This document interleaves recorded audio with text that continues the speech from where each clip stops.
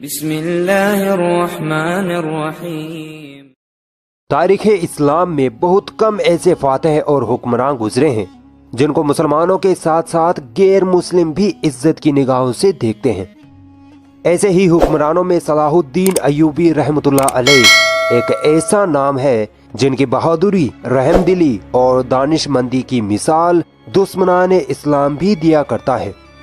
अक्सर मुसलमानों ने सलाहुद्दीन अय्यूबी का नाम तो जरूर सुना होगा, मगर अफसोस बहुत कम मुसलमान ऐसे हैं जो इस्लाम के इस मुजाहिद के इतिहास के बारे में जानते होंगे, क्योंकि आज का मुसलमान इस्लाम के हीरो से ज्यादा हॉलीवुड बॉलीवुड के हीरो के बारे में जानने की दिलचस्पी रखता है।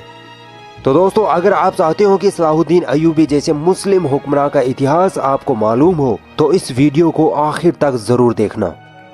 इनका पूरा नाम सुल्तान सलाहुद्दीन यूसुफ बिन अय्यूब था।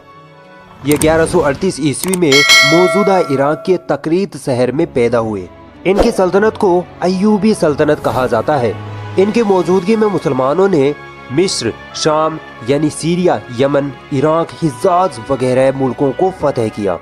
इस्लाम में सुल्तान सलाहुद्दीन अय्यूबी का इतना ऊंचा मकाम इसलिए है क्योंकि ये वही बहादुर मुजाहिद थे जिन्होंने जालिम ईसाइयों से मुसलमानों के बैतुल मक़दिस को फतह किया था। इसीलिए इन्हें फातेह बैतुल मक़दिस भी कहा जाता है। दोस्तों, सुल्तान सलाहुद्दीन अय्यूबी के बारे में जानने के लिए पहले हमें इतिहास में थोड़ा पीछे जाना पड़ेगा। 634 ईस्वी से 645 ईस्वी में हजरत उमर रजी अल्लाह ताला अन्हु की खिलाफत में मुसलमानों ने सीरिया और मिस्र को फतह कर लिया था। इसमें सबसे बड़ी फतह थी बैतुल मक़दिस की फतह। फिर सल्जूकी सल्तनत जब कमजोर पड़ी तो मुसलमान छोटी छोटी हुकूमतों में बंट गए, जिसका फायदा उठाकर ईसाइयों ने बैतुल मक़दिस मुसलमानों के हाथों से छीन लिया। मुसलमानों के हारने की बड़ी वजह यह थी कि वे फिरकों में बंट चुके थे और सन 1099 ईस्वी में ईसाइयों ने फलस्तीन के साथ बैतुल मक़दिस पर भी कब्जा कर लिया और मुसलमानों के साथ जुल्म की हदें पार कर डाली। यहाँ जालिम ईसाई फौजियों ने मुसलमान औरतों और बच्चों समेत 70,000 मुसलमानों को शहीद किया। पूरा फलस्तीन मुसलमानों के खून से लाल हो चुका था। जब फलस्तीन पर ईसाइयों का कब्जा हो गया तो पूरी इस्लामी दुनिया में दुखों का पहाड़ टूट पड़ा, क्योंकि फलस्तीन इस्लामी दुनिया का दिल है। बैतुल मक़दिस मुसलमानों का किबला-ए अव्वल है। फिर अलग अलग वक्त पर कई मुस्लिम हुक्मरानों ने बैतुल मक़दिस को आज़ाद कराने की कई कोशिशें की, मगर वो कामयाब ना हो सके। नूरुद्दीन ज़ंगी वो हुक्मरान थे जिन्होंने बैतुल मक़दिस को फतह करने का बेड़ा उठाया। उन्होंने एक मिंबर भी बनवाया। उनकी ख्वाहिश थी कि बैतुल मक़दिस के फतह के बाद मस्जिद अक्सा में अपने हाथ से ये मिंबर लगाऊं, मगर अल्लाह को ये मंजूर न था। फतह बैतुल मक़दिस से पहले ही उनका देहांत हो गया। सलाहुद्दीन अय्यूबी नूरुद्दीन ज़ंगी की फौज में एक फौजी थे। मिस्र को जिस फौज ने फतह किया था उसमें सलाहुद्दीन अय्यूबी मौजूद थे और इस फौज की कमान शेरकोह के हाथ में थी, जो कि सलाहुद्दीन अय्यूबी के चाचा थे। मिस्र फतह होने के बाद 1164 ईस्वी में सुल्तान सलाहुद्दीन अय्यूबी को उनकी बहादुरी और तेज ज़हनियत को देखते हुए मिस्र का गवर्नर बना दिया गया। इन्होंने अपनी बहादुरी और जंगी सलाहियतों के बलबूते पर उसी वक्त यमन को भी फतह कर लिया था। नूरुद्दीन ज़ंगी का जब इंतकाल हुआ तो उनका कोई लायक उत्तराधिकारी न था, इसलिए उन्होंने अपनी पूरी सल्तनत पर सलाहुद्दीन अय्यूबी को काबिज कर दिया और इस वक्त सलाहुद्दीन अय्यूबी की उम्र महज 21-22 साल ही थी। इस उम्र से आप अंदाजा लगा सकते हैं कि सलाहुद्दीन अय्यूबी किस कदर बहादुर और बेहतरीन हुक्मरानी के मालिक थे। सुल्तान सलाहुद्दीन अय्यूबी ने बैतुल मक़दिस को फतह करने को अपनी जिंदगी का मकसद बना लिया था। इनके दिलो दिमाग में इस्लाम का जज्बा भरा पड़ा था। इस्लाम के लिए कुछ कर गुजरने का इन्होंने ठान लिया था और फिर अल्लाह ताला ने मिस्र के हुक्मरान के तौर पर इनको पावर भी दे दी। सुल्तान सलाहुद्दीन अय्यूबी जब मिस्र पहुंचे तो उन्होंने देखा कि ईसाइयों ने मिस्र को बर्बाद करके रख दिया है। यहाँ के लोग शराब में धुत रहे थे, जिनाकारी बिल्कुल आम हो चुकी थी। मिस्र की हुकूमत में कुछ मुसलमान ऐसे भी थे जो ईसाइयों के एजेंट थे। सुल्तान सलाहुद्दीन अय्यूबी को इन दोनों मुसीबतों से लड़ना था। पहला तो शराब और जिनाकारी को मुल्क से खत्म करना, जो कि इतना आसान न था, और दूसरा उन गद्दार मुसलमानों को ढूंढ निकालना जो ईसाइयों के एजेंट बन बैठे थे। और उधर बैतुल मक़दिस की फतह करने के लिए सलीबियों से भी जंग जारी रखनी थी। तो जब सलाहुद्दीन अय्यूबी मिस्र में दाखिल हुए तो वहाँ का जो सबसे बड़ा फौजी कमांडर था, जिसका नाम नाजी था, वो सलाहुद्दीन अय्यूबी को देखकर मुस्कुराता है, क्योंकि ये पक्का ईसाइयों का एजेंट था और उन्हीं के लिए मिस्र में काम कर रहा था। तो उसने जब देखा कि 22 साल का नौजवान दीन इस्लाम की बातें कर रहा है, बैतुल मकदिस को फतह करने की बड़ी बड़ी बातें कर रहा है, तो जब वो अपने शैतानी साथियों की महफिल में बैठा तो उसके साथियों ने कहा कि अब तो तुम्हारे इरादे कामयाब ना होंगे, क्योंकि अब एक सच्चा मुसलमान हुक्मरान तुम पर हाकिम हो गया है। तो उस ईसाई एजेंट नाजी ने हंसकर कहा कि अरे ये तो बच्चा है, हम इस बच्चे को पाल लेंगे, मैं देख लूंगा सलाहुद्दीन अय्यूबी को। लेकिन बहुत जल्द पता चल गया कि ये बच्चा नहीं, ये नाव को चने चबवाने वाला योद्धा है। दोस्तों, उस दौर में जब ईसाई मुसलमानों से जंग तलवारों की ताकत पर ना जीत पाते तो मुसलमानों की फौज में अपने एजेंट भेज देते और दो चीजों से मुस्लिम हुक्मरानों को अपने वश में करने की साजिश करते, एक तो शराब, दूसरी खूबसूरत लड़कियां। ईसाई हुक्मरान अपनी ही बेटियों को मुस्लिम हुक्मरानों के खेमे में ये कहकर भेज देते कि जाओ तुम उसके साथ कैसे भी करके जिना करो, उसको अपनी तरफ माइल करो, अल्लाह तुम्हें सीधे जन्नत देगा। और अक्सर हुक्मरान इन ईसाइयों की इस शैतानी साजिश का शिकार हो जाते। जब बैतुल मकदिस के ईसाई हुक्मरानों को पता चला कि सलाहुद्दीन अय्यूबी नाम का जंगजू लड़का बैतुल मकदिस को फतह करने की बात करता है, तो उन ईसाइयों ने सलाहुद्दीन अय्यूबी के साथ भी यही चाल चली। नाजी, जो मुसलमानों के भेष में ईसाइयों का एजेंट था, उसने कई मर्तबा सलाहुद्दीन अय्यूबी को अलग अलग महफिलों में बहाने से शराब पिलाने की कोशिशें की, मगर सलाहुद्दीन अय्यूबी पक्के मोमिन थे। वो कहते कि यह मुस्लिम देश है, यहाँ शराब पीना हराम है और मैं तो बिल्कुल भी शराब नहीं पीऊंगा। जब नाजी को लगा कि सलाहुद्दीन तो शराब को हाथ भी नहीं लगाता है, तो उसने लड़की वाला फॉर्मूला अपनाया। एक रात को नाजी ने एक खूबसूरत लड़की को इस काम के लिए तैयार कर दिया। फिर सलाहुद्दीन अय्यूबी के पास आकर बोला कि सुल्तान, एक लड़की परेशान है, बहुत दूर से आई है, आपसे बड़ी उम्मीदें लगाई हुई है, वो आपसे मिलना चाहती है। सुल्तान सलाहुद्दीन अय्यूबी ने कहा कि ठीक है, बुला लो। नाजी ने कहा नहीं नहीं सुल्तान, वो आपसे अकेले में ही अपनी परेशानी बताने की जिद कर रही है। तब सुल्तान सलाहुद्दीन अय्यूबी मुस्कुराए, क्योंकि उनको अंदाजा हो गया था कि ये बदबख्त मुझे किस साजिश में फंसाना चाहता है। मगर सुल्तान सलाहुद्दीन अय्यूबी ने कहा कि ठीक है, मैं मेरे खेमे में जा रहा हूँ, लड़की को भेज देना। फिर उस लड़की को भेजा गया। हालांकि पूरी प्लानिंग ये थी कि उस लड़की को कहा गया था कि तुम जाओ और किसी न किसी तरह सुल्तान के साथ फहश हरकतें करो और सुल्तान को अपनी तरफ माइल करो, और अगर तुम सुल्तान को एक गिलास भी शराब पिला दो तो जो तुम मांगोगी वो तुम्हें दिया जाएगा। मगर जब लड़की अंदर गई तो सलाहुद्दीन अय्यूबी ने उसे देखते ही अपने कंधे से चादर उतारी और उस लड़की को दी और कहा कि इससे अपना बदन ढक लो। इस अमल से वो लड़की अपने आप पर शर्मिंदा हो गई।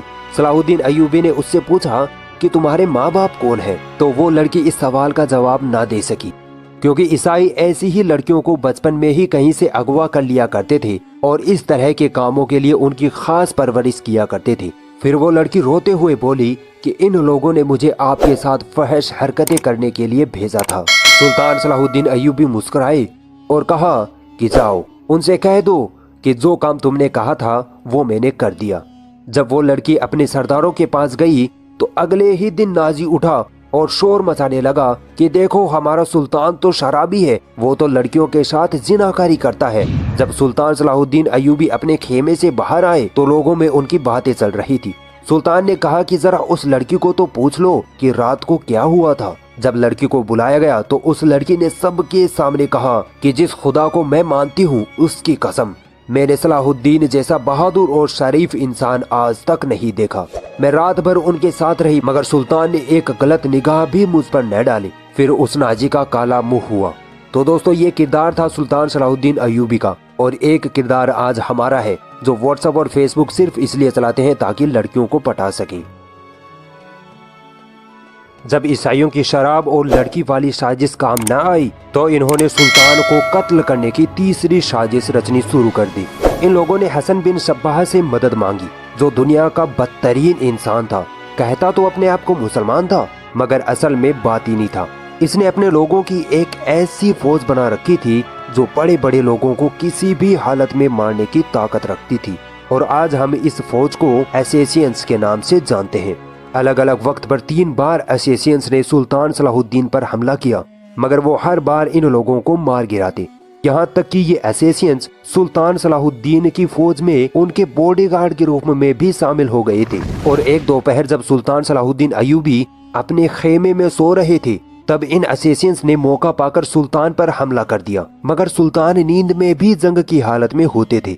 हमला निशाने पर नहीं लगा तो सुल्तान की आंख खुल गई और एक पल में ही सुल्तान ने जान लिया कि ये फिदाई यानी असैसिन्स है। तो सुल्तान ने उसी वक्त अपने मुक्के से उस फिदाई के सिर पर ऐसी चोट मारी कि उस फिदाई के सर की हड्डी टूटने की आवाज आई और वो वहीं गिर पड़ा। ईसाई हुक्मरान परेशान हो चुके थे कि इस सुल्तान से कैसे निपटा जाए।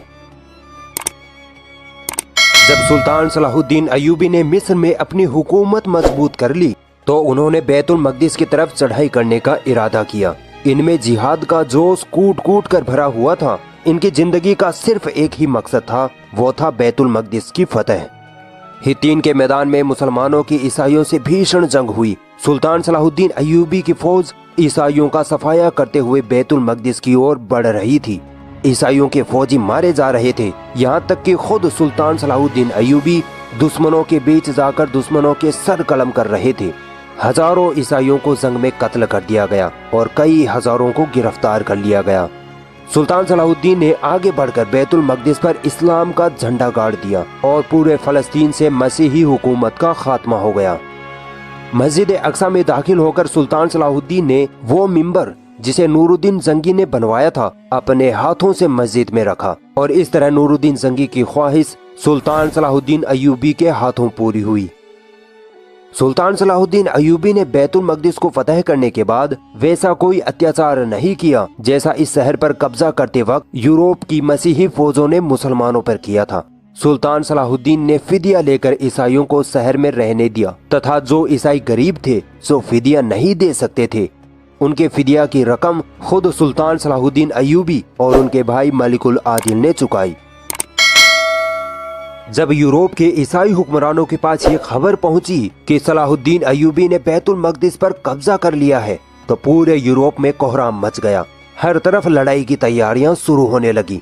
जर्मनी, इटली, फ्रांस और इंग्लैंड से फौजें फलस्तीन रवाना होने लगी। इंग्लैंड का बादशाह रिचर्ड और फ्रांस का बादशाह फिलिप अपनी अपनी फौजें लेकर फलस्तीन पहुंचे। यूरोप की इस ईसाई सेना से जिसकी तादाद तकरीबन 6 लाख थी, 3 साल तक सलाहुद्दीन अय्यूबी ने अकेले ही लगातार जंगें लड़ी। हालांकि उनकी फौज की तादाद सिर्फ कुछ हजारों में ही थी, परंतु फिर भी ईसाई बैतुल मकदिस पर कब्जा करने में कामयाब न हो सके क्योंकि अल्लाह ताला सलाहुद्दीन अय्यूबी के साथ थे। और फिर ईसाई हुक्मरान थक हार कर सलाहुद्दीन अय्यूबी से सुलह करके खाली हाथ वापस अपने मुल्क लौट गए। यह जंग तीसरी सलीबी जंग कहलाती है। दोस्तों, सलीबी जंग उसे कहते हैं जिसमें ईसाई बैतुल मकदिस पर कब्जा करने के लिए मुसलमानों के साथ जंग करते हैं। इस जंग में सुल्तान सलाहुद्दीन अय्यूबी ने यह साबित कर दिया कि वह इस वक्त के दुनिया में सबसे ताकतवर हुक्मरान है। दोस्तों, सुल्तान सलाहुद्दीन अय्यूबी एक बहादुर, बुद्धिमान और निडर सिपाह सालार तो थे ही, इसके साथ ही वे बहुत बड़े दरियादिल इंसान भी थे। उनकी दरियादिली का अंदाजा इस बात से लगाया जा सकता है कि जब सुल्तान ने बैतुल मकदिस को फतह किया तो फलस्तीन की ईसाई आवाम को किसी तरह का कोई नुकसान न पहुंचाया, न ही वहां कोई खून खराबा हुआ, बल्कि सुल्तान तो ईसाइयों से इतनी रहमदिली से पेश आए कि आज भी ईसाई सुल्तान सलाहुद्दीन की इज्जत करते हैं। सुल्तान सलाहुद्दीन ने जब बैतुल मकदिस फतह किया तो मसीहियों से समझौता हुआ और सुल्तान ने मसीहियों को बैतुल मकदिस की जियारत की इजाजत दे दी। जब यूरोप के ईसाइयों को पता लगा कि वे बैतुल मकदिस की जियारत कर सकते हैं तो ईसाई इतनी तादाद में फलस्तीन आने लगे कि शाह रिचर्ड को उनकी व्यवस्था करना मुश्किल होने लगा। उसने सुल्तान से कहा कि चंद लोगों को ही बैतुल मकदिस की जियारत करने की इजाजत दी जाए। इस पर सुल्तान ने कहा कि ज़ायरीन लंबा सफर करके मुश्किल से यहाँ पहुँचते हैं, उनको बैतुल मकदिस की जियारत करने से रोकना सही नहीं है। सुल्तान ने न केवल उन ईसाई ज़ायरीन को हर तरह की आज़ादी दी बल्कि अपनी ओर से लाखों ईसाई ज़ायरीन के लिए मेहमान खाने, सुविधाएं और आराम की व्यवस्थाएं की और खुद उनके साथ बैठकर बातें करते और उनसे अपनी मोहब्बत जाहिर करते। ये थे एक मुस्लिम हुक्मरान जिन्होंने ऐशो आराम और ताकत के जोर पर नहीं बल्कि प्यार और मोहब्बत के जोर पर लोगों के दिलों पर राज किया। और दूसरी तरफ वे ईसाई हुक्मरान जिन्होंने मार काट और खून खराबे के अलावा इस दुनिया को कुछ ना दिया। सलाहुद्दीन अयूबी से अल्लाह को जो काम लेना था वो पूरा हो चुका था। सुल्तान सलाहुद्दीन ने अपना मकसद पूरा किया और तारीख में एक अजीम शान हुक्मरान बनकर 1193 ईस्वी में इस दुनिया को अलविदा कह दिया। अगर ये वीडियो आपको पसंद आई तो इस वीडियो को लाइक जरूर करें और भी ऐसी इंटरेस्टिंग वीडियोस देखने के लिए हमारा चैनल सब्सक्राइब जरूर करें और इस घंटे को भी दबाएं ताकि जब भी हम कोई नई वीडियो डालें तो उसका नोटिफिकेशन आप तक सबसे पहले पहुंच जाए।